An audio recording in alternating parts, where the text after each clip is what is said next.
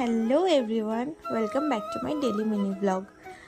আজকে তেমন কিছু ডে ছিল না, আজকে জাস্ট নর্মালি একটা দিন ছিল যেটা তোমাদের সঙ্গে আমি শেয়ার করলাম।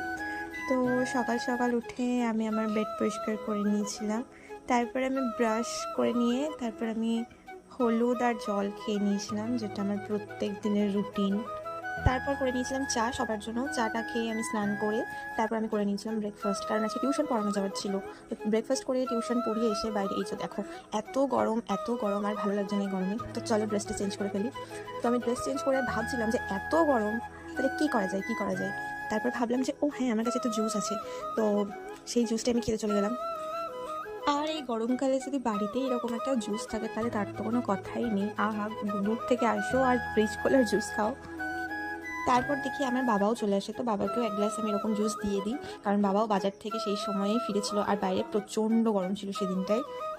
তারপরে আমরা করে ফেলি লাঞ্চ কিছুক্ষণ পরে। তো আজকে উচ্ছে ভাজা, আলু ভাজা, আর ছিল বড়া ভাজা। এটা কী বড়া ছিল জানি না, ভুলে গেছি।